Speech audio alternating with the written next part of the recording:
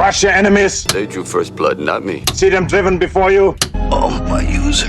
And hear the lamentation of your women. But I pity the fool. Glitter in the dark near the 10-house gate. Phone home. They're here. Oh, real light sleeper, child.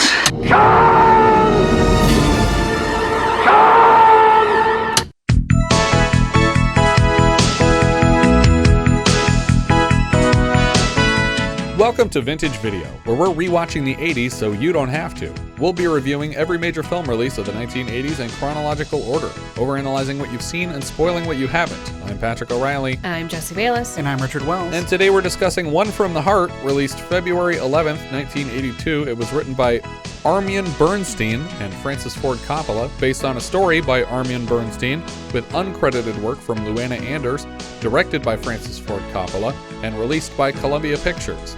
This was also the first and last film produced at Coppola's Zoetrope Studios.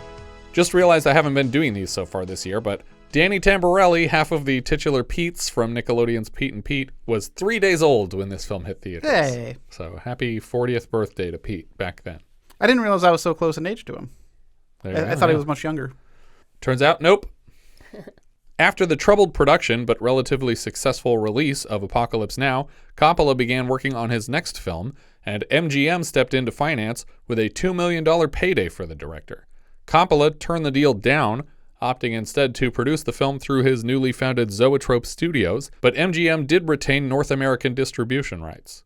Zoetrope was established with the help of an $8 million loan from Chase Manhattan Bank and an additional $7 million from foreign pre-sales. And they hung it all on this movie. Yeah, they did. What started as a simple romantic comedy quickly blossomed into a highly stylized project filmed entirely on the fledgling studio soundstages.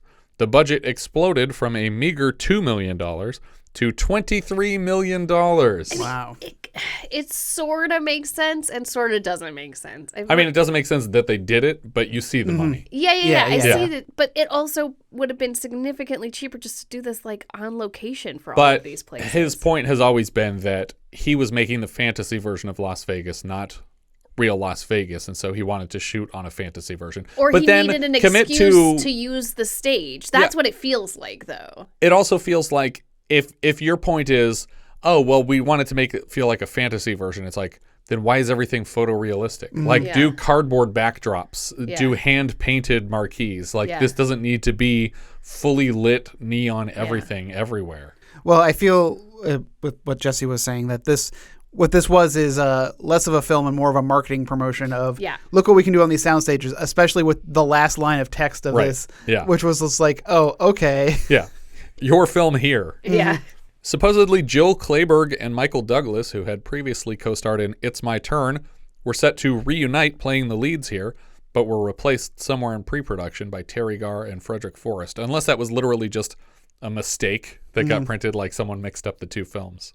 One from the Heart was shot in the Academy ratio of 1.37 as a throwback to the classic rom-coms of Hollywood's golden era, though arguments have been made that Coppola was tired of seeing his films mangled by the pan and scan process and wanted his work to appear as intended in television broadcasts. So he's like, fuck it, I'm going to shoot it so it looks like it's on TV. The production also made use of the now standard practice of a video village, where Coppola would camp out and watch video broadcasts from multiple cameras and direct scenes remotely via megaphone. In keeping with the film's extravagant spending, Coppola's mobile directing station came equipped with an espresso machine and a full-size jacuzzi. What? I'd hate to be a crew member working on this and worrying about tripping over the cord to the director's on-set hot tub. Yeah. Because the film was ultimately produced non-union, cinematographer Vittorio Storaro could not be credited as the film's DP, but he also won an Oscar for lighting reds around the same time, so that probably softened the blow. Why was this non-union? Because it was done at their studios, so they didn't have to pay people properly because it wasn't a full-scale studio project. Coppola was already scratching the bottom of his funding barrel, and a large portion of the crew had unanimously volunteered to work for reduced pay. When word got out how money was being spent, many investors withdrew their contributions, and even MGM grew weary of the partnership and surrendered their distribution rights.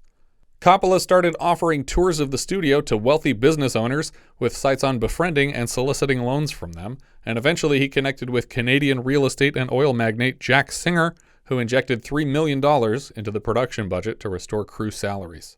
When an unfinished cut of the film was first screened for test audiences, many exhibitors backed out of their distribution deals, a situation which Coppola is currently enduring again for the release of his long-gestating epic Megalopolis. Coppola was certain that his new distributor Paramount was prioritizing epic period dramas Reds and Ragtime for award season, and organized his own unauthorized test screening at Radio City Music Hall in January of '82.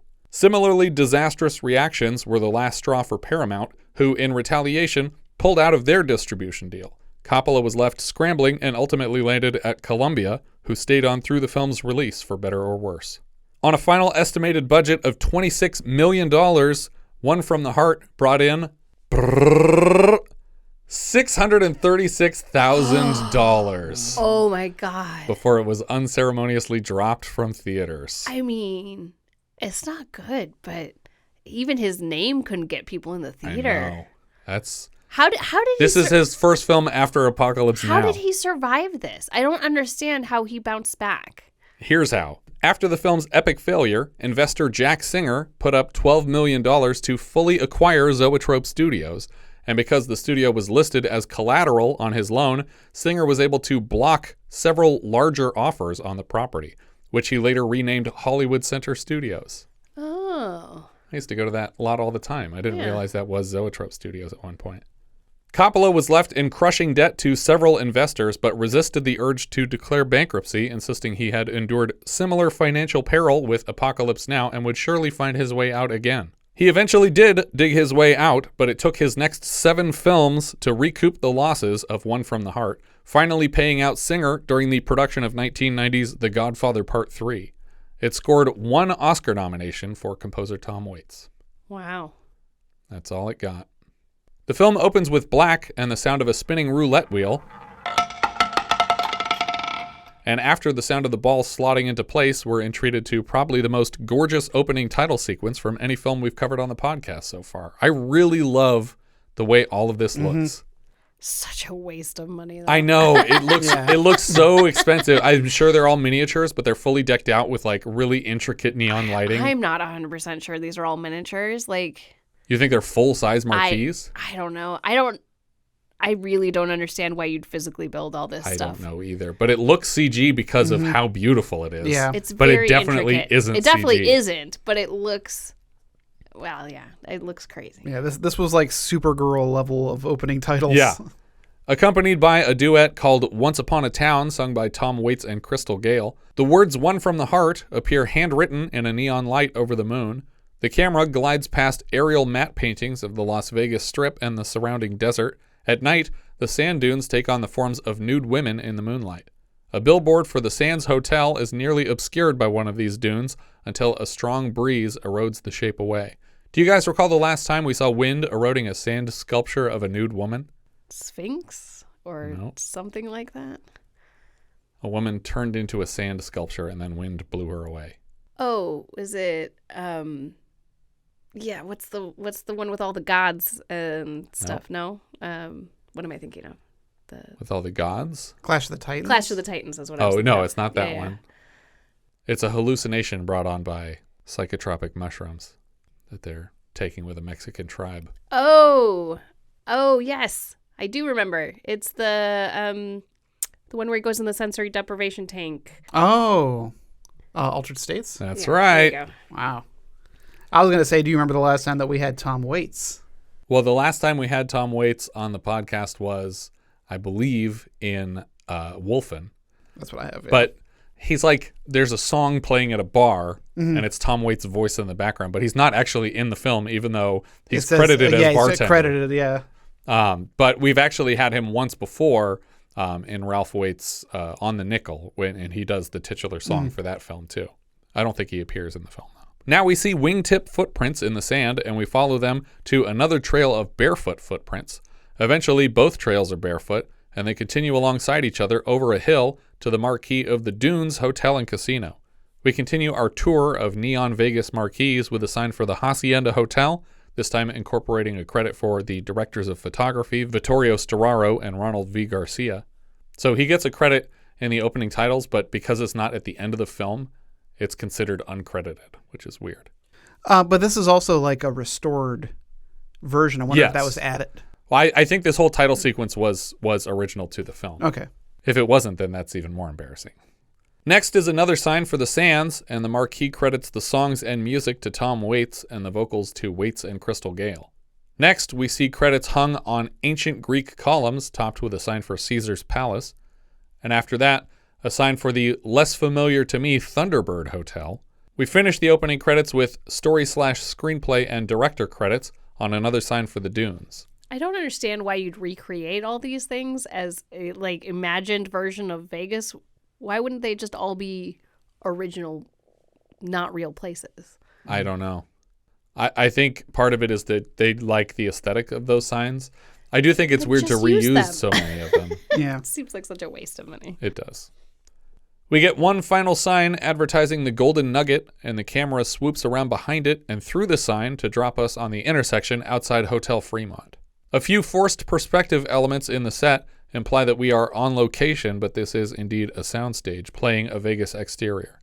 The sounds of jackpots paying out fill the air, and the camera follows the foot traffic to a woman decorating a storefront window display of the Paradise Travel Agency. Do you guys recall the last time we had a lead character that worked at a travel agency? He was one of 3 main characters. Oh, it was a guy. I believe his name was Walter.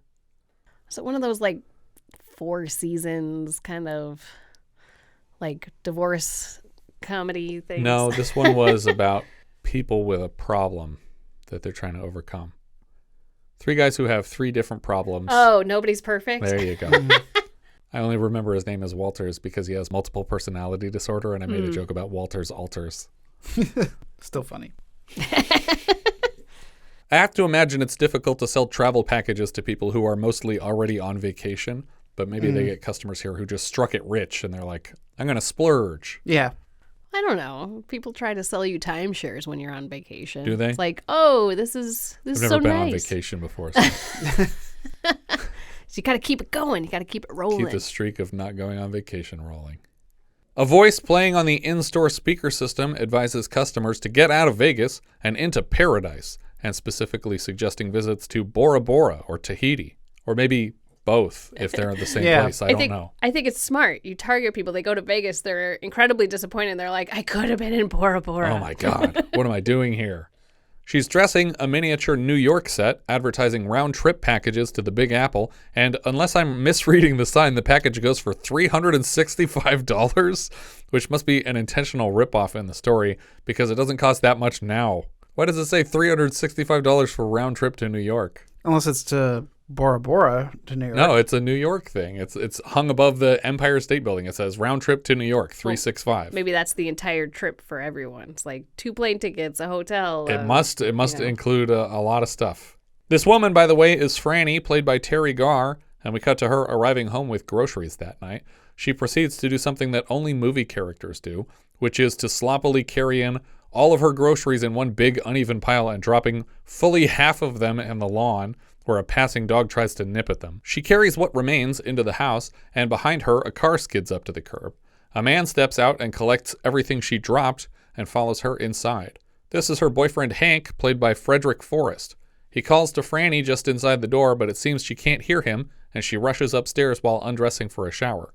It looks a lot like she isn't supposed to know he's home. Yeah. Meaning she left the front door open and half of their groceries in the yard, and now she's naked at the top of the stairs. They keep barely missing each other moving around the house until they simultaneously move to answer a phone and surprise each other. Oh, Jesus, scared me. Hello? Hello? Because the ringing phone was just a device to lure these characters together, there's nobody on the line, and we never come back to that point. I hate when that happens. When they're like, a phone rang because the person needed to go into that room. It doesn't matter who it was. They both accuse each other of having secret lovers who would have reason not to speak up on the phone, but they also let it ring like 6 times. So I doubt that was a legitimate worry. Like, if you were cheating on your wife or husband, you probably wouldn't let the phone just keep going. Like, she's going to answer it. We're meeting these two on the eve of their 5th anniversary together on the 4th of July. They exchange gifts. She got 2 tickets to Bora Bora, presumably discounted from work. His gift is the deed to their home, and he's officially paid it off after buying a share of the property from his friend and business partner Mo, who for some reason owned a portion of Hank's house. I guess he loaned them money to buy it with. Yeah. Frannie reminds him that this is not a forever home, but that's irrelevant, really. You can fix it up and sell it. It's paying off the house is a good thing. But Hank seems to intend to stay here and fix it exactly how they like it. Taking turns now to insult each other's gifts, Hank tells her that the Bora Bora trip is an unnecessary expenditure and they can't afford it right now. She expects a fancy dinner on the town, and when she dresses up for one, he pokes fun because he planned on cooking something here.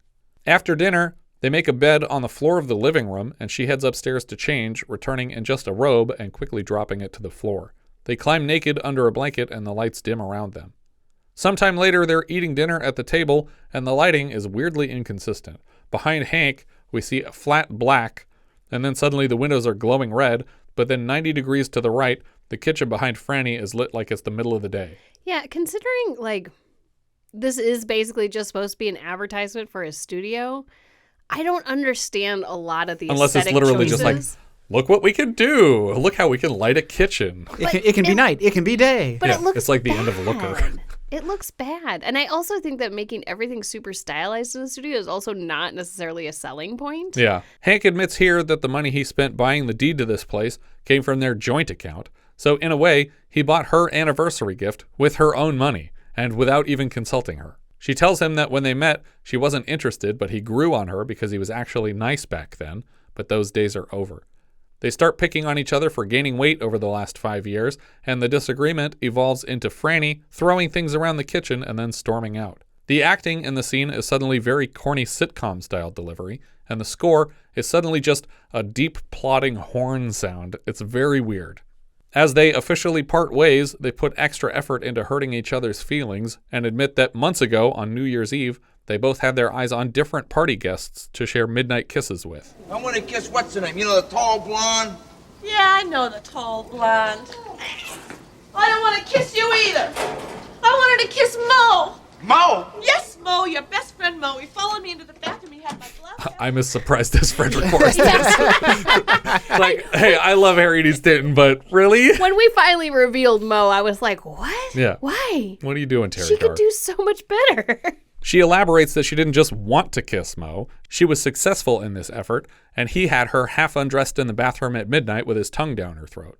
Hank grabs at her in anger, but she points out that he called the tall blonde and slept with her just after the party, as if that retroactively justifies what she did first. Right. He claims the girl meant nothing, but Frannie has decided on leaving tonight. We cut to Mo's place, and we find Hank's best friend, played by Harry Dean Stanton, on the phone with a woman looking for company. He lets Hank in, but has to abort the call when he realizes Hank knows about New Year's. He plays dumb and claims not to remember the details. She said you had her blouse off. She said that? Yeah. No, I don't. No, I don't remember nobody. I don't remember her blouse being. Did you want? Mo's able to deflect Hank's anger by reminding him of a woman Hank stole from him.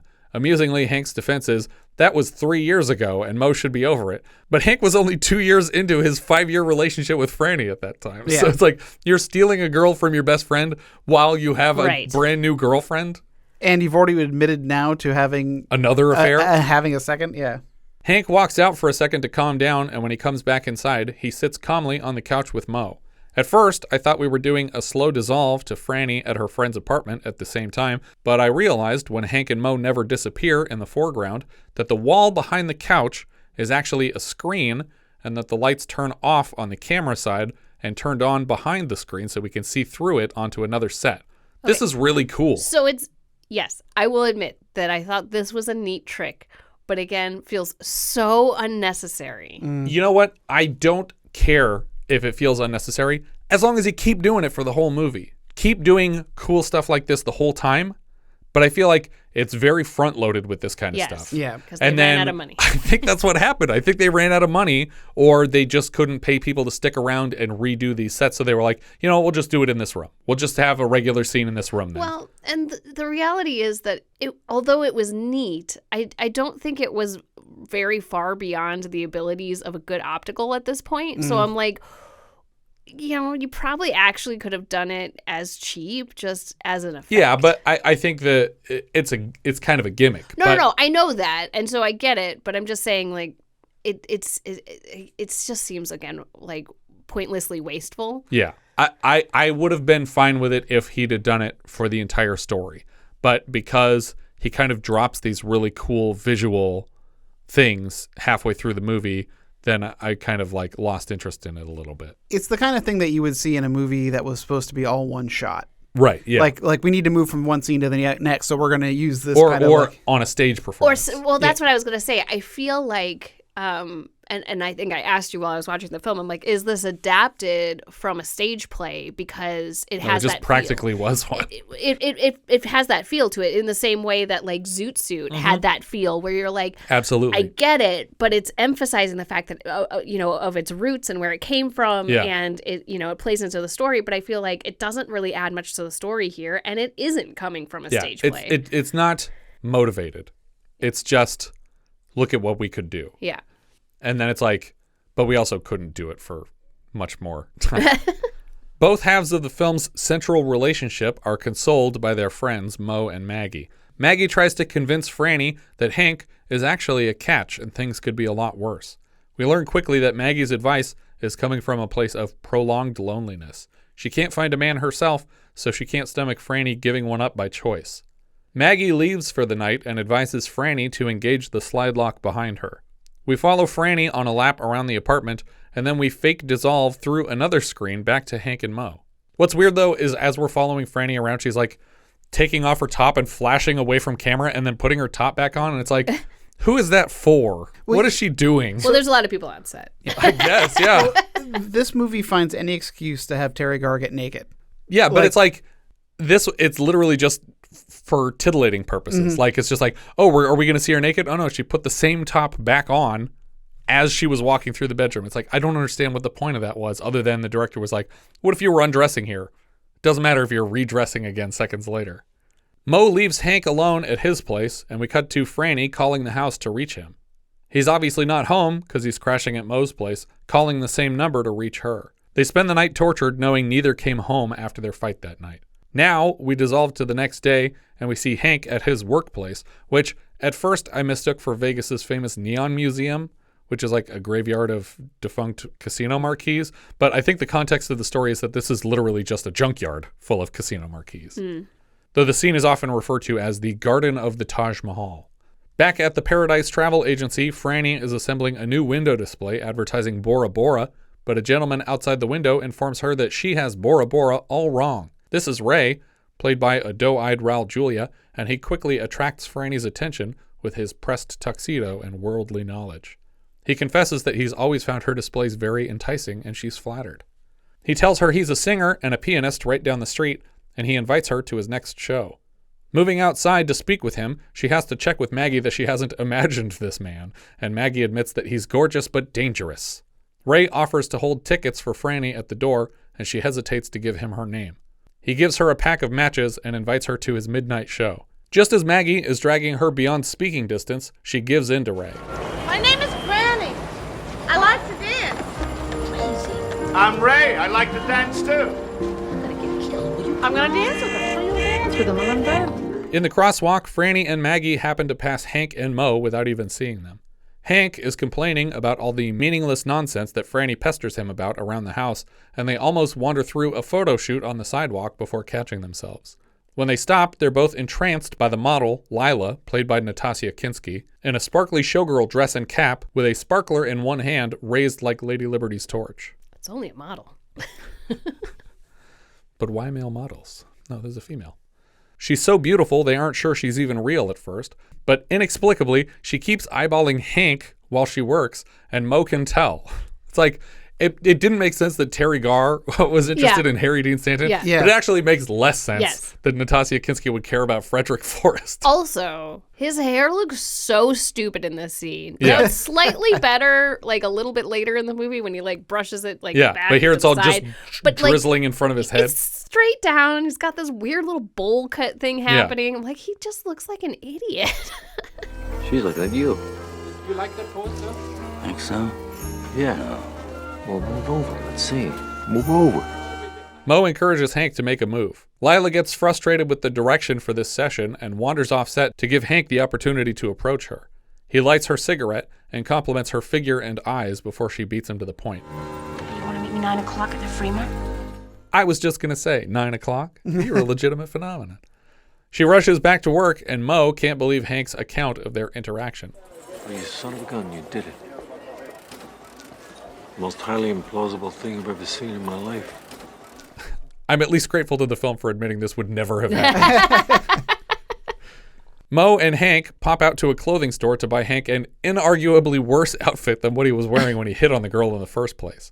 Suddenly, we're cutting back and forth from Hank and Mo to Fran and Maggie as the central couple share the story of how they met 5 years ago today. He was a tow truck driver and came to her rescue when she was stranded. He read her poetry that a previous customer had left in her car. How romantic. He just pretended someone else's poetry was his poetry. Fran and Hank both get haircuts and simultaneously mourn the relationship they see fading fast. Sometime later, Fran tiptoes into their house to collect some things. She whistles occasionally to announce her presence. She pulls a dress out of a closet, and seconds later, Hank emerges from the bathroom with a beard full of shaving cream. He watches her change clothes through a crack in the door until she notices him. He recognizes the implication of the clothes she's picking out. She's aiming for male attention, and he's already jealous of her invisible prospects. She loads up her suitcase and heads out, and he watches her leave on foot down the middle of the road as the sun sets. Fireworks are blue-screened into the sky above her. An old man on the strip asks Frannie for a light, and she hands him Ray's matchbook without thinking. When she realizes she doesn't have an address to meet him at, she starts searching for the old man. Hank takes a seat at a bar in front of the Fremont and watches Leila dancing in a giant martini glass, but I think this is just meant to be him fantasizing about her and she's not actually here. But she didn't meet him at the planned time already. Somehow, Frannie finds her way to the tropical lounge and grill and heads inside. She's greeted by the owner, played by Alan Garfield, who leads her to a table to wait for her date. Now, did she somehow figure out where she was supposed to go, or did she guess this, or did she just end up there? So that was my question, because she never found the old man with the matches. So is she expecting Ray to be here? Is my question. See, I thought this was unexpected when she sees him. So I thought she just gave up and picked a place to go, and it just happened to be where he was. It makes sense because later they go to another room, another place where he has full access to a piano and a dancing hall. So. When a waiter comes to set her table, she looks up, and it's Ray. He admits that he only plays the piano here on occasion, but officially, he's a waiter. When she takes the news well, he sets down all the plates he was holding at her table to kick off the meal immediately. The couple at the next table over can plainly see that their waiter is splitting their food with this woman and make efforts to interrupt the conversation until the owner returns to chew out Ray for what sounds like another in a long line of mistakes. I don't think I'd be trying to get my food back if someone else wouldn't has either. already I would just started assume, to eat it. They know what they're doing. Well, I wouldn't assume that they know what they're doing, but I also would be like, I want my sandwich, and that's no longer my sandwich. Yeah, so exactly. Go get me my food. Yeah, and if it takes long enough, then I won't be paying for any of it. The most prominent of these fellow customers is being played by Rebecca De Mornay, who is credited in the film as understudy. He points to another waiter, Javier, as a model employee, but can't bother to get the man's name right. Javier!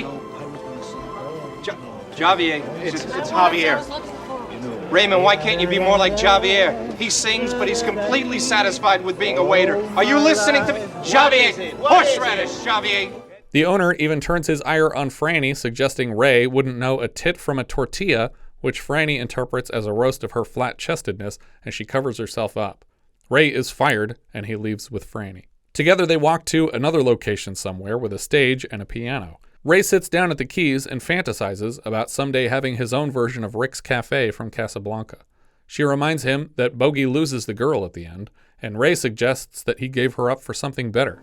You know, he lost the woman in the end of that movie. No, he didn't. Yeah, he did. He could have had her, but he gave her up for something greater. Yeah, what? For freedom. Freedom? Yeah. He should have kept the girl, wouldn't you? We'll see. This is the first of several red flags I picked up from this character, where he's just like, yeah, girls are great, but wouldn't it be great to not have a girl too? He sings to Frannie a song about luxuries raining from the sky, cigars, and champagne. She drags him away from the piano to the dance floor, but the music continues for them to dance a tango to. Big Gomez Addams vibes as he spins Frannie around the dance floor here. We cut back to Hank wandering the city and standing beside an enormous blue neon billboard in the shape of a woman.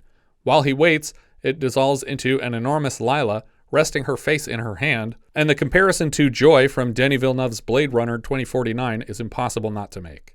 Now, see, this would have been a really great opportunity, too, to do, rather than do an optical effect, to do like a forced perspective. Sure, yeah. Like, that would have looked much more like deep focus and have him way in the foreground. Yeah, but instead, it's complete, composite. She starts reciting nursery rhymes and then sings to Hank as the little boy Blue in a kaleidoscope of optical shots and massive neon sets for them to dance along. It's basically a montage of casino marquee lighting, but again, we're meant to interpret this as a fantasy of Hank's while he waits for the girl. But all the lyrics of Lila's song are about how much Hank misses Frannie and can't stop thinking about her. Back on the other side of this love story, Frannie and Ray burst through the backdrop of the Paradise Travel Agency window display and out onto the sidewalk, with little sparklers exploding on the ground, I think to imply bouncing shards of glass, but the window frame is empty when they jumped through it. They dance right out into the street where they are quickly joined by a crowd. Hank even spots them and watches for a moment.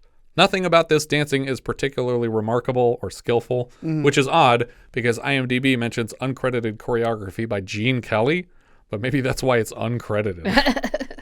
No, you can't put my name on this. I changed my mind. I'm going home. Ray sits down in the middle of an intersection with lights embedded in the ground while other dancers spin him around in circles. He rises with the help of a row of showgirls, and as a second semi-red flag, he is fully distracted by them, making no effort to locate Frannie in the crowd. It seems Hank has given up on his date and starts walking home just as she pulls up. She seems to have brought all her possessions with her and blames her tardiness on her father locking her in her room at home for 2 hours so she couldn't leave. The incompetent street dancing continues for a bit more until both couples cross paths in the middle of the street and give half-hearted waves at each other before separating again. Almost like they're approving of what's going on. Both of these affairs are being condoned. Frannie and Ray are suddenly on a balcony overlooking a body of water with a cruise ship anchored nearby. Clearly not Vegas, but it's just fantasy moment. The slow sax score is peppered with jungle wildlife sounds, and the dancing moves under a waterfall before we hard cut to a crowded elevator. Frannie has asked Ray to drop her off at Maggie's place, but he's begging her to stay out later and wasting the time of the other elevator passengers. Hank walks Leila through a dark hallway, and they emerge in a desert littered with casino signs, and they start a bit of drinking. Back at Maggie's place, Frannie turns around and takes the elevator to the lobby where she finds Ray waiting with an open taxi, fully expecting her return. Leila dances and strips on the hood of the parked car in the neon desert while Hank drumrolls on the dash. Leila dashes off to a framework of steel beams and holds out 2 sparklers to kick off a high wire act across a cable high off the ground. Hank uses a car part as a baton and summons to life a stack of totaled vehicles. He waves his arms like a conductor to lead their car horns in a musical performance.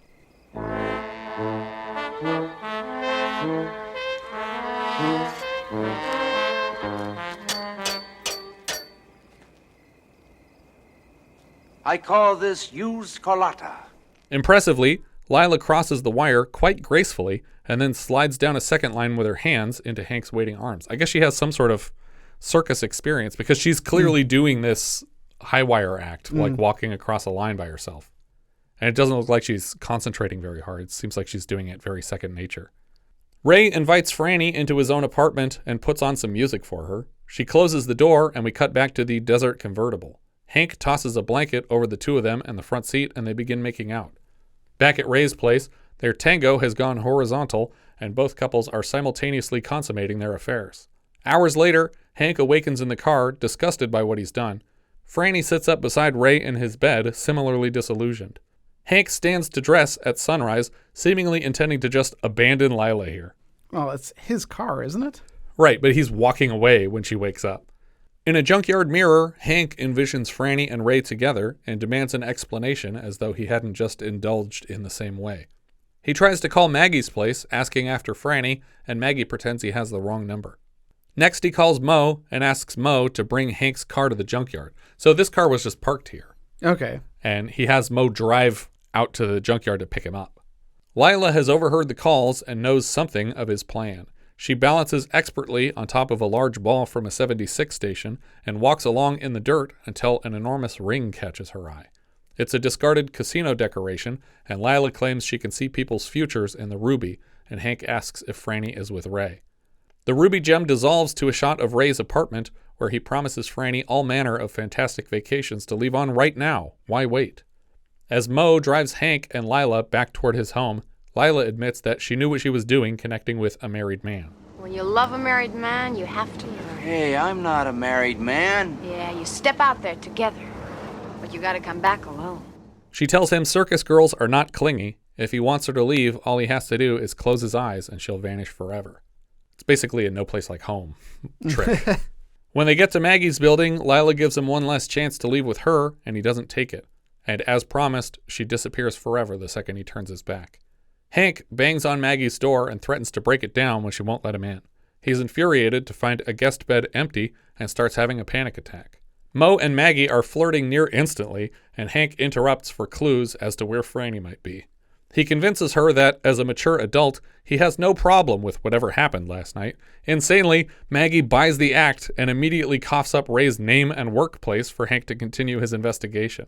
We see Hank's car skid up outside Ray's motel and even crash into the wall in the parking lot. I don't know if that was even on purpose. Yeah. It looks like they just destroyed the set on accident.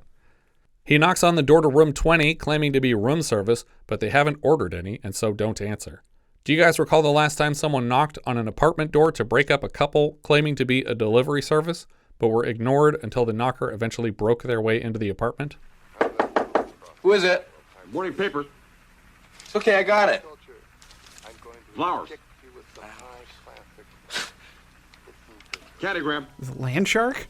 No, he keeps saying different things. Pizza. And they're like, what is going on? Why does this person keep changing his excuse after the first one we knew it was fake? Police. And the last one he says is Bruce Lee, and he punches through the door. Insufferable slapstick Canadian. I don't know. All those movies have the same name. Gas. This Dan Aykroyd's brother was trying to like break up a guy who was dating his sister because he has a big crush on her for that whole movie. He has a crush on his sister. Oh, yeah. I remember that. Hank climbs up the railing out onto the roof of the motel. He tries to squeeze between the letters of the neon sign, and Hank electrocutes himself, and his hair sticks up like a cartoon until he lets go. Why did they do this? This is the only shot like this in the whole movie. This is very weird. Like the whole like tripping over stuff. Like it just. It's suddenly so bizarre. It's like a silent film star routine in the middle of what was just a normal romantic comedy movie. It's very jarring. Yeah. His clumsiness continues until he falls directly through a skylight and lands in Ray's bed beside Frannie and Ray. Hank claims ownership of Frannie, and Ray whips out a pair of nunchucks to defend himself. Yeah. So Hank throws Frannie over his shoulder, and Fireman carries her in just panties down to his car to take her home. Literally nobody bats an eye at this, stops it, cares. No, this is 1982, so that would have just been like a, look at that. Like there's somebody even taking a picture of it because Right. he's walking through a wedding or something. A growing crowd outside watched the topless woman being abducted against her will, and several even take photographs to commemorate the occasion. The biggest red flag so far from Ray is that he does nothing to protect Frannie in this situation and lazily wanders out to the ice machine for a refill while Hank takes Frannie away. He's just like, oh, you know what? My drinks should be colder than they are. Bye. It's like happens every time. Topless Frannie is catcalled by other drivers the whole way back to their former home together, but as soon as she's out of the car, she starts the long walk back to town to get away from him. She tells Hank he can't give her what Ray can. Ray is spontaneous, willing to travel, and he sings. Hank reminds her that he would sing if he could, but he doesn't have the voice for it. Frannie and Ray meet again at Paradise Travel Agency to buy tickets out of town that night, and Hank somehow senses it and intercepts them at the airport leaving for Bora Bora. This entire McCarran Airport exterior was built custom for the film. They built like a 2-3 story airport in a soundstage for one exterior shot. I mean, I guess the idea is if you build it, they will come, right? Right. Like he's going to try to entice people to shoot their airplane shots here. You know? Yeah. If we're going along with the narrative that we've already pitched, that this is just a commercial for Zoetrope Studios. Yeah. I do think that there's artistic intent here, and he just wants to show. The problem is that Coppola is trying to be Terry Gilliam, but he's not Terry Gilliam. Yeah. Terry Gilliam is Terry Gilliam. Terry Gilliam can take $6 and build a functioning airport somehow. He'll abuse a lot of people to get it done. Except it'll be washed away in a flood, and then he has to rebuild it. But he will. He'll do it 4 times. I don't think Terry Gilliam's movies tend to make huge profits either, but people keep giving him money because at least the movie looks good at the end of the day. I mean, I would argue no. He ran into some issues. He did get to a point eventually that no one would trust him. Yeah, they stopped giving him money. Hank parks illegally on a pile of other people's luggage and then races inside. People are like, you shouldn't park here. It's like, is this not a reasonable place to park? Yeah. You're on the goddamn sidewalk. He finds Frannie and Ray on the jet bridge seconds from leaving and makes one last desperate plea to Frannie, begging her to stay. Here is where Tom Waits' lyrics are at their most Family Guy Randy Newman in terms of describing the scene a bit too on the nose. Yeah, she's got big plans. With a guy from South America. He claims he'll come with her right now if she wants, but he doesn't have a passport and he couldn't go if he wanted to. She tells him he's too late to change things, so he sings her a song to prove he can change. You are my sunshine, my only sunshine. You make me happy when skies are gray. Do you guys recall the last time we heard someone singing, "You Are My Sunshine"? Oh my gosh. It was an audition to prove that he could perform for a party at some bar out in the middle of nowhere. But he was a celebrated musician already, so it was silly that they were asking him to play such a simple song. But he knocked it out of the park and he got the job. I don't remember. So he had money to survive on while he was abandoning his child for a year. Is this Ragtime? No. But it also has a form of music in the title. American Pop? No. The Jazz Singer. Oh. You are my sunshine. My daddy taught me that one. You are my sunshine. That's the one, right? Yeah, that's my only sunshine. You make me happy when skies are gray. You know the words. You'll never know, dear, how much I love you. Please don't take my sunshine away. Hey, you got yourself a job, boy. Come on, abandoning your child and music year, in the yeah, title. no, that's good. Come on. I'm proud of both of us that we came up with that. Frannie smiles and admits with tears in her eyes that was a sweet gesture, but leaves with Ray. Hank leaves empty-handed, and in the parking lot of this full airport set, we get an amazing shot as the camera tilts up and a huge plane prop takes off mere feet above the stage. This plane was built from the nose section of an actual crashed plane, so the prop is insanely full scale. What? And wired up over an equally full scale airport set. Why? That's a real full scale airplane being dragged over the top of the set. This shot is not worth it. It looks fucking great though. Yeah. But it's and not I think it's worth the it. last shot in the trailer. I think it is worth it, honestly. But the problem is they're not doing this with every shot. Mm-hmm. They're doing this once every 45 minutes, and that's not enough. And it's also like you can't tell that it's Right, yeah. like it's like I had to tell you just now. Yeah, like it's like that was a really great effect. Yeah. It's like if you're trying to convince people that you can do these things on the set, then you needed to see the plane take off. Yeah, and the all whole in one movie shot. needs to not be forced perspective so that we don't think everything's faked. Yeah. Hank drives home through the rain, and at home, he wanders around in the dark, collecting all of Frannie's things to load into the fireplace. He cries as he holds up a lit match, but he can't bring himself to start the fire. Behind him, the door opens, and Frannie creeps in, luggage in hand. The lights come on, and he smiles to see her.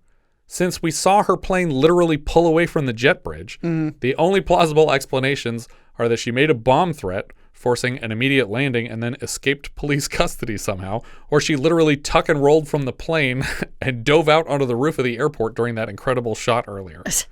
They meet each other in the middle of the room sobbing and hold each other tight. The camera floats away from their porch, and we see them kissing more on an upstairs balcony. Blue curtains are drawn close to fill frame, and a title informs us that this story was filmed entirely on the stages of Zoetrope Studios. Weird flex, but okay. Yeah. We fade to black and credits roll. So you just made this movie for other people in Hollywood.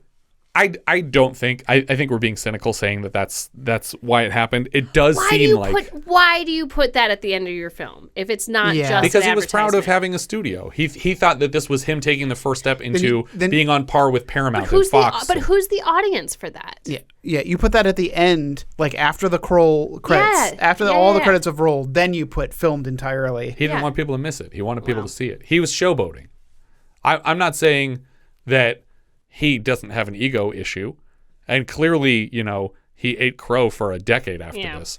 But I think it was him trying to take a shot at the studios and saying, look, I can do what you guys do. It's not that special. And it turns out it is that special. Or you need to have money from an industry before film. Because if you're not coming from old money, then you're not going to be able to afford to do this by yourself, at least not to do it right. Well, regardless of that statement, I find the end of this movie infuriating because I get your red flags and stuff. I know that Raul Julia you saw what I was hinting might not be a forever guy, but I am totally going with him to Bora Bora for now. Yeah, well, the problem is that this movie has established that these two characters have affairs on each other all the time. Yeah. So who cares if he goes to Bora Bora or if she goes to Bora Bora with him? It doesn't make a difference. She could come back next week and they can cry in the living room. The fact that she got off that plane and went back to him, she deserves him. But at the same time, like, you just missed out on at least a great trip to Bora Bora. Yeah. I think it does mean something that he tried to have an affair and actually landed this gorgeous woman and said, this isn't real. And what I had was real. And I want to go back to that. And she saw that when he came to stop her and try to claim ownership to her.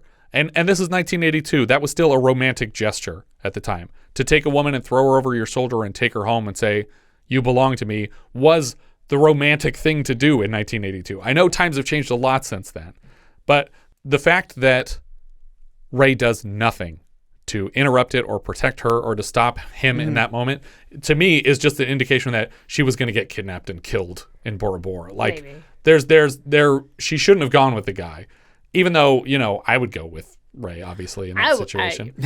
I mean, I would go with Raul Julia just about anywhere. Yeah, of course. I mean, anyone in their right mind would.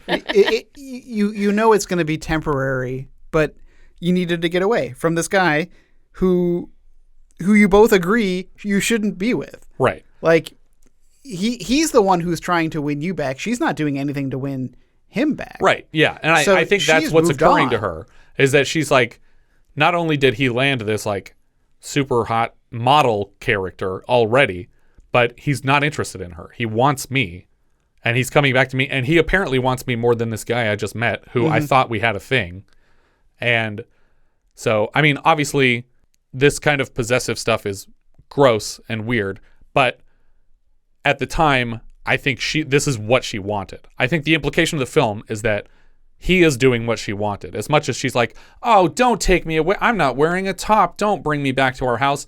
The implication of the story is that she wanted him to fight for her. And that culminates with him eventually doing the song at the jet bridge and singing to her and showing, I'm willing to do things that I'm bad at.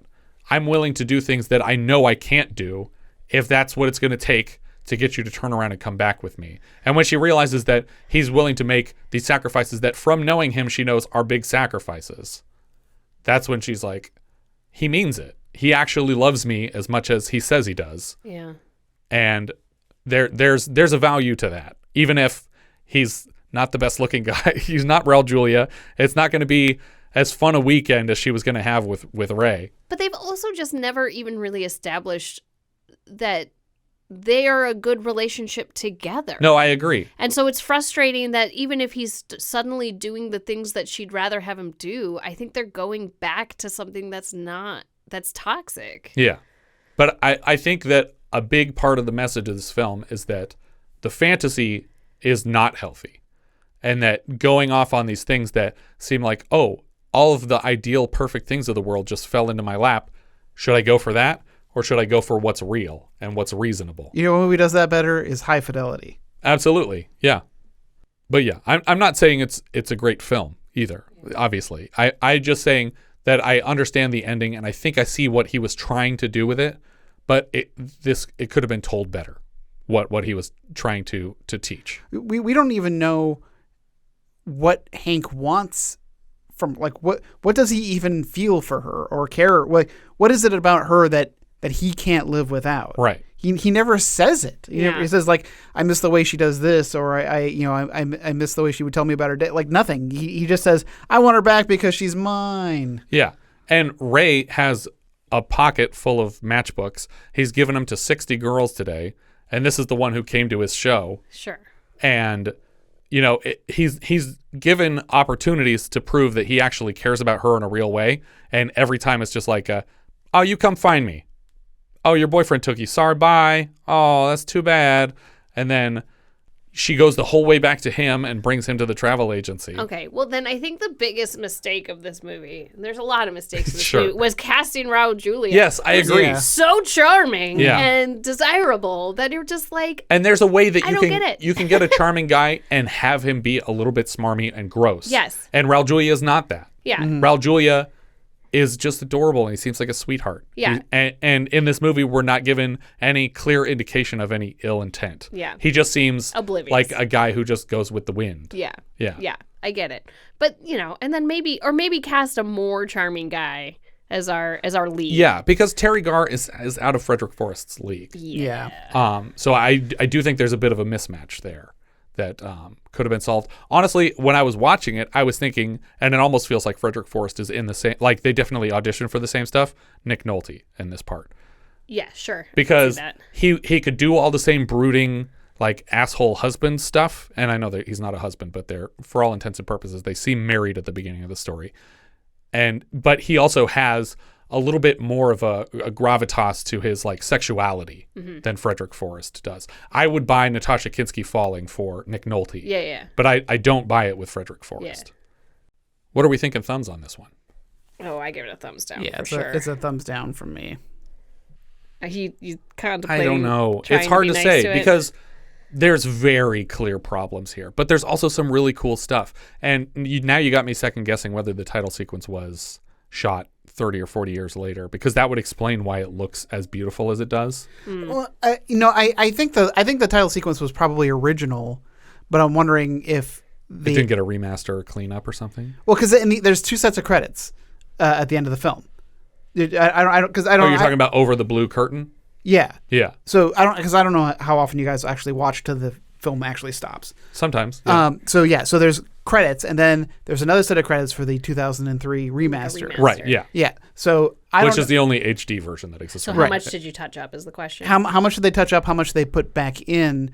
Or so that opening credits, I'm sure that was in, but because if those marquees are original to the original thing, I think honestly that alone might be worth checking this one out, because for 1982, that's incredible. Mm-hmm. That looks really amazing. And even the camera swooping around the Golden Nugget sign at the end and pushing through all of the scaffolding to come back down on the intersection. No, it was a beautiful sequence. I just think that if you're gonna watch the movie for that, then you watch that and then you stop. And then you turn it off. Yeah, that's all you need. Just pull it up on YouTube or something. But yeah, the rest of the movie is kind of just the same thing over and over again, which is these two people miss each other, they reconnect, they disconnect, they reconnect. It's every romantic comedy. There's nothing super different about this, and I feel like tonally, Teri Garr is being told to act like she's in a different kind of a comedy. She's not. It doesn't. Her emotion doesn't come across as being authentic, and neither does his really. Yeah. And when I think that hurts the story a lot, that I don't believe that these characters actually care about each other or that they are the people they're playing. I mean, like the dance sequence was silly, but she's adorable in it. She's adorable, but the dancing is terrible. Yeah. And it looks completely uncoordinated. Like nobody's doing the same thing at the same time. There's no synchronicity to it. And I feel like with regard to the central relationship, Coppola was treating it like he wanted it to feel like an old-fashioned movie, but acting has evolved and it doesn't come across as throwback. It just comes across as bad acting. And so that when the central relationship is not believable, then I think that takes a huge chunk out of the reason to see it. But I do like a lot of the camera work here. I love the the moving the lights from in front of to behind the screen to switch a scene. I love that opening title sequence. And even a lot of the Little Boy Blue montage, like music video sort of thing where they're dancing on all the neon signs. The production value is here. Mm-hmm. The stuff that they built is incredible. That airport set is awesome. And the airplane flying over it is cool. It just needed a movie. And unfortunately, it just feels like a sampler. Like we said, it feels like a commercial for the studio. Yeah. So I'm going to give it a thumbs up. It's a hesitant thumbs up. And if you're going to go and see it because I said to see it, go in with the understanding that you're going to see some cool camera work that even by today's standards is pretty neat looking, and that the story isn't really up to snuff. That's not what you're here for. You're here for the cinematography. You're here for some cool art direction. But the story kind of sucks. Jess, what do you think in Letterboxd? So it's not great. I have it at 13 out of 16. Okay. It's below Night Crossing and above The Seduction. Okay. So I have it at 14, which puts it below Island of Blood, but above Personal Best. Oof. I'm going to regret where I have Island of Blood, I think. I think to even things out, I'm going to be unfair in the opposite direction. I'm putting it in 6th out of 16, which is just under Vice Squad and just above A Stranger Is Watching. Yeah, but I mean, we've long established that I rank mine on like rewatchability, and I'd rather watch something like Jaws of Satan than this again. Yeah, and I tend to go by like techniques or just things that I find cool. Like literally a couple cool visual effects scenes is enough to win me over most of the time. And enough Teri Garr boobs, and you're good to go. Yeah. And there was a lot. There were at least 2. I think we saw both of them. Our writer-director here was Francis Ford Coppola. Before this, he had directed... Whoa. I'm not making fun of him when I say that. You're acting like I said it in a way to imply... No. Like when I was like, when for Phobia, I was like, this is directed by John Huston. He directed The Maltese Falcon and The Asphalt Jungle. Just like, and then he fucking did this piece of shit. Writer-director here was Francis Ford Coppola. Before this, he had directed Dementia 13 and Finian's Rainbow on the way to his most popular work, Godfathers 1 and 2, and The Conversation. And then, just prior to this, Apocalypse Now. After this, he moved on to The Outsiders, Rumblefish, Peggy Sue Got Married, Godfather Part 3, Bram Stoker's Dracula, and Jack. He also just premiered his long-gestating film Megalopolis with a loaded cast: Giancarlo Esposito, Aubrey Plaza, Adam Driver, Shia LaBeouf, Dustin Hoffman, James Remar, Lawrence Fishburne, Jason Schwartzman, and John Voight, among many, many others. Is John Voight still alive? No, that's why it's pretty impressive. They exhumed him for this. How did he get Jason Schwartzman to be in this movie, though? Because it's his nephew. Yeah. Also, as we're recording this, his wife Eleanor passed away, I believe, yesterday on the 12th. She obviously is best known for having directed the documentary behind the scenes of Apocalypse Now, The Hearts of Darkness. The story and additional writing came from Armyan Bernstein. His other screenplay credits include Thank God It's Friday before this, and later Windy City, which he also directed a couple seasons from now, as well as the Denzel vehicle, The Hurricane. You know that one with the Bob Dylan song in the trailer? About the hurricane? Yeah. Here comes the story of the hurricane, the man the authorities came to blame. Additional writing credits for Luana Anders for additional dialogue. It's odd that happened. I'm guessing she just improvised a lot on set, and so they were like, let's give her an additional dialogue credit. She's listed in IMDb as an uncredited cast member in the film. She was Vincent Price's sister in The Pit and the Pendulum. She appeared previously in Coppola's Dementia 13. She also appeared alongside Jack Nicholson in Easy Rider, The Last Detail, and Goin' South. The music here came from Tom Waits. He's also credited as trumpet player in the film. We've heard him now in our mini-sode review of On the Nickel, and again sort of mixed into the background of a bar scene for Wolfen. He's back later in Coppola trilogy, The Outsiders, Rumblefish, and The Cotton Club, and later Down by Law, The Two Jakes, and The Fisher King. He's Renfield in Coppola's Dracula. He's Doc Heller in Mystery Men, Mr. Nick in the Imaginarium of Dr. Parnassus, Hermit Bob in The Dead Don't Die, and Rex Blau in PTA's Licorice Pizza. He also had a great role as a prospector in The Ballad of Buster Scruggs. Oh, he's great in that. Yeah. The cinematographer here was Ronald Victor Garcia. Before this, he lit Hot Potato and Delta Fox. After this, he lights Deadly Lessons, The Night Before, the Twin Peaks series and Fire Walk With Me, and the sequel series, and 9 episodes of Gilmore Girls. The other cinematographer, who Coppola has credited very vocally for his work in the film, is Vittorio Storaro. Before this, he has DP credits on Last Tango in Paris, 1900, Apocalypse Now, and Reds. Later, he lights Lady Hawk, Ishtar, The Last Emperor, Dick Tracy, and the Dune miniseries. Editor Rudy Fair, he previously cut $1 Million Baby, Key Largo, The 53 House of Wax, Dial M for Murder, and after this, Prizzi's Honor. Another editor credit for Anne Gorsad. After this, she cuts The Outsiders, The Two Jakes, and Coppola's Dracula. Another editor credit for Randy Roberts. He previously cut A Small Circle of Friends, later this season Hammett, and next season Jaws 3D. Frederic Forrest plays Hank. He previously showed up as Mark in The Conversation. He's Chef in Apocalypse Now. He's back as the titular Hammett in Hammett later this season. He's also in Valley Girl, The Two Jakes, and Falling Down. And he was married at the time to actress Mary Lou Henner. So maybe he could get this girl. I don't know. Maybe I'm totally wrong. Teri Garr played Frannie. Before this, she had been on an episode of The Andy Griffith Show, the Monkees movie Head, and she'll show up in our upcoming review of The Conversation with her boyfriend Hank from this film. She's Inga in Young Frankenstein. She's in Oh God and Close Encounters. We saw her last in Witch's Brew and Honky Tonk Freeway. She's back this season in Tootsie, and later The Sting 2, Mr. Mom, After Hours. She was the Duchess on Adventures in Wonderland, but my first thought is usually of Helen Swanson, the stepmother of Lauren Holly's Mary Swanson in Dumb and Dumber.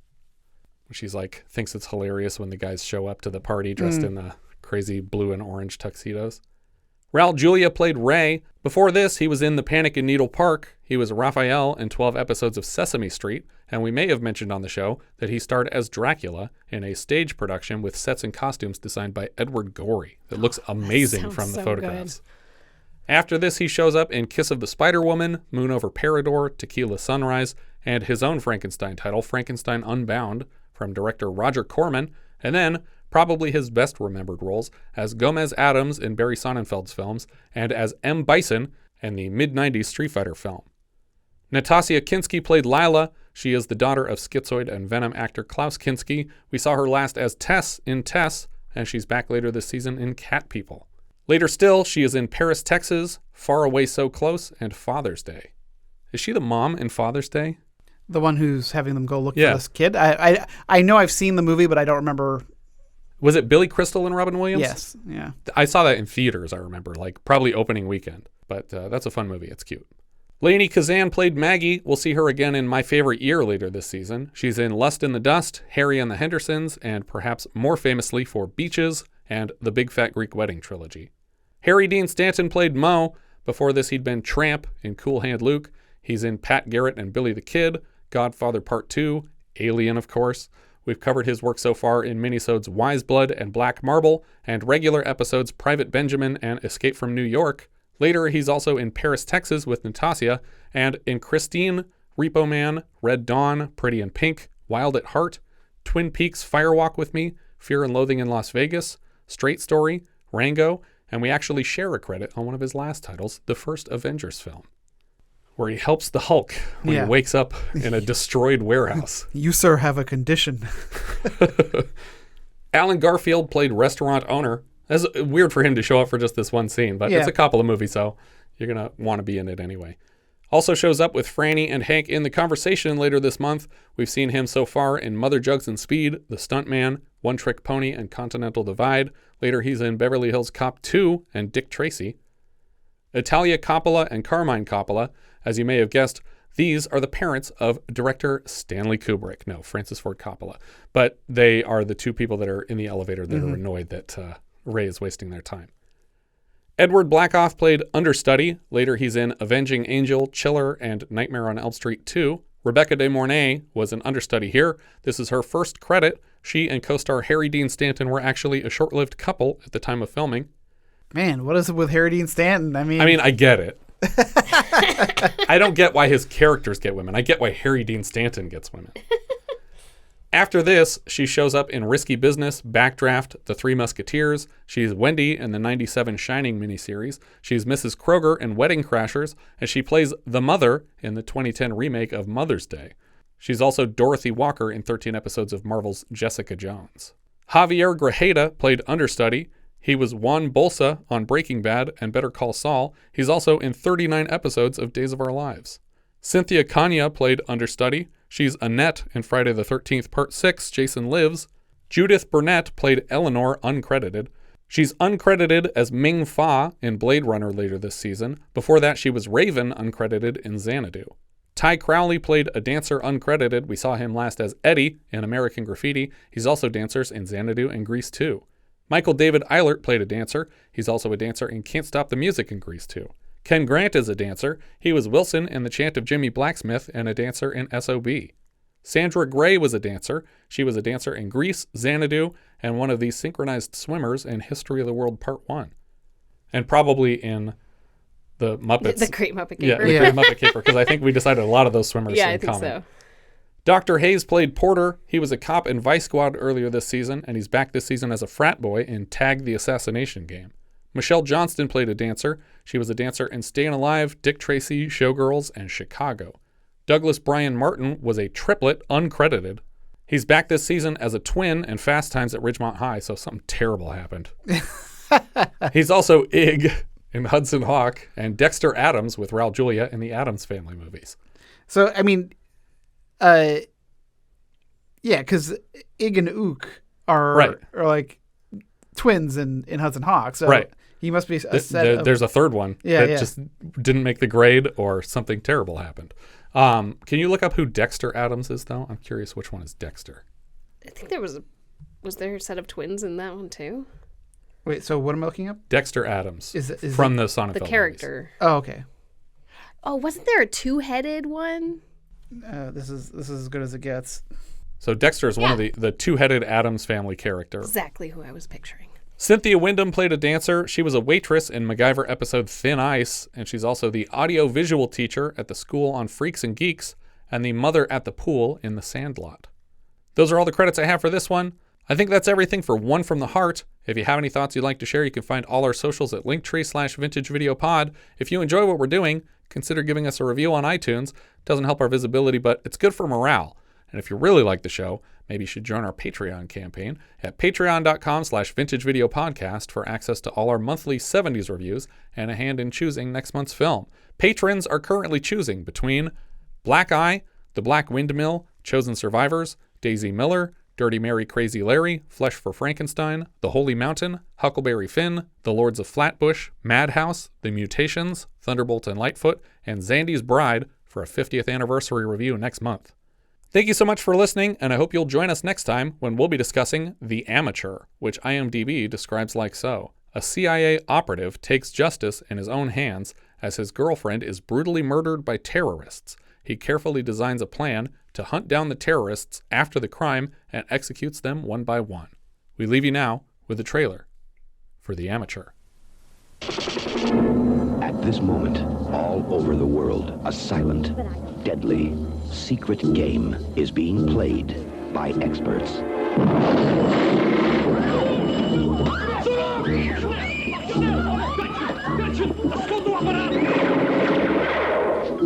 It is ruthless, organized, and perfectly calculated. Ambassador, there is not much time.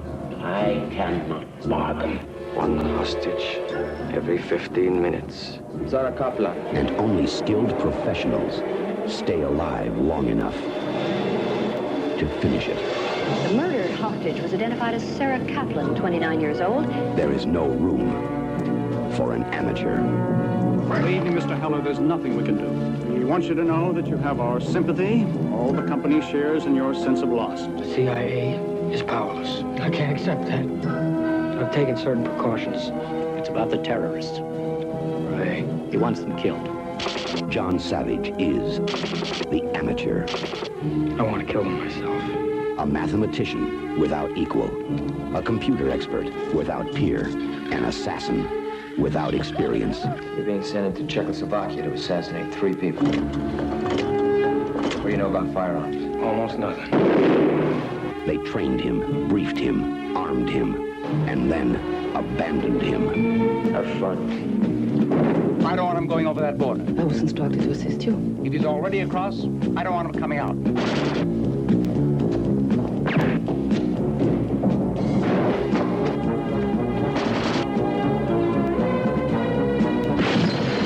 The Amateur. The first 11 minutes will shock you.